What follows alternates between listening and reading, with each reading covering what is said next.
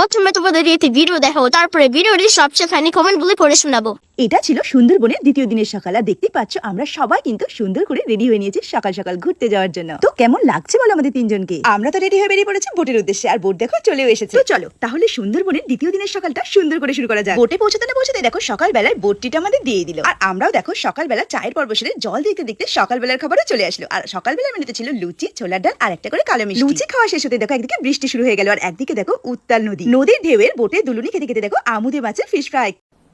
Depression কেমন লাগে বলো তো তোমরা? যদি টেস্ট করতে চাও তাহলে অবশ্যই সাগর সঙ্গম ট্রাভেলস এর সঙ্গে একবার চলে এসে সুন্দরবন ঘুরতে। ফিশ ফ্রাই খেতে খেতে কিন্তু আমরা একদিকে ডোবাকি ক্যাম্পে পৌঁছেও গেলাম, আর দেখতেই পাচ্ছ ভিউটা কতটা সুন্দর। ভাগ্য ভালো ছিল তাই দেখো সুন্দর হরিণের সাথেও কিন্তু দেখা হয়ে গেল। জানো তো একটা জিনিস আমার মনে হয়েছে, এখানে ঘুরতে আসলে তোমার সমস্ত মনের ক্লান্তি দূর হয়ে যায়। এদিকে আমাদের গার্ড কিন্তু আমাদের ডোবাকি ক্যাম্পের ব্যাপারে অনেক কিছু বললো। যাই হোক, ওখান থেকে ফিরতে না ফিরতে দেখো দুপুরের লাঞ্চ কিন্তু রেডি হয়ে গেছে। আজকে দুপুরের লাঞ্চে মেনুতে ছিল ভাত, ডাল, বেগুন ভাজা, কচুর শাকের তরকারি আর হলো ইলিশের পাতুরি, তার সঙ্গে কিন্তু গলদা চিংড়ির মালাইকারি। এবার তোমরা ঝটপট করে বলো তো যে তোমাদের কাছে কোনটা বেশি ফেভারিট, গলদা চিংড়ি নাকি ইলিশ মাছ? আর তোমরা যদি এরকম এলাহি মধ্যাহ্নভোজ করতে চাও তাহলে কিন্তু অবশ্যই সাগর সঙ্গম ট্রাভেলস এর সঙ্গে একবার যোগাযোগ করো। স্ক্রিনে কিন্তু আমি নাম্বারটা মেনশন করে দিচ্ছি, তোমরা পারলে যোগাযোগ করে তাড়াতাড়ি চলে এসো। এই বর্ষাকালের ইলিশ উৎসব কিন্তু একদম মিস করো না। লাঞ্চ শেষ হতে কিন্তু আমরা সুধর্ণখালী বিটে পৌঁছে গেলাম, আর দেখতেই পাচ্ছ এখানে বনবিবি ঠাকুরের মন্দির, তার সাথে অনেক অজানা গাছের সঙ্গে কিন্তু পরিচয় হলো। এই সুন্দরবনে কিন্তু 34 প্রজাতির গাছ পাওয়া যায়, আর সেগুলোর মধ্যে অনেকগুলো কিন্তু আমরা দেখে নিয়েছি, তার সঙ্গে কিন্তু লাল কাঁকড়াও দেখেছি। এখানে না আসলে কিন্তু আমাদের অনেক কিছু অজানা থেকে যেত। বোটে ফিরে কিন্তু সুমির বাঘ দেখা শুরু হয়ে গেল, তাও আবার দূরবীন দিয়ে। বাঘ তো আজকে আর দেখা হলো না, আমরা কিন্তু পৌঁছে গেলাম আমাদের হোটেলে। রুমে এসে সবাই কিন্তু এক এক করে ফ্রেশ হওয়া শুরু করে দিল, আর আমিও কিন্তু রেডি হয়ে গেলাম, কারণ সন্ধ্যাবেলা আমাদের আজকেও একটা অনুষ্ঠান আছে। আর আজকের অনুষ্ঠান ছিল বাউল গান।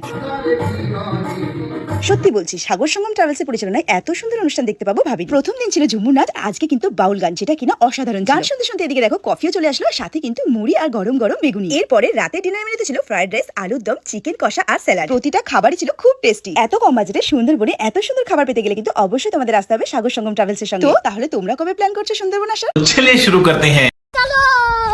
কাকিমা মনে হয় নিজেকে দীপিকা পাডুকোন মনে করে। प्यारी समझ गई। সত্যি করে বলুন তো কাকিমা, আপনার বয়স কত, 40 নাকি 45? আমি বলুম না, আমার শরম করে।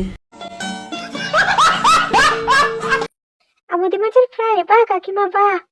वाह दीदी वाह दीदी।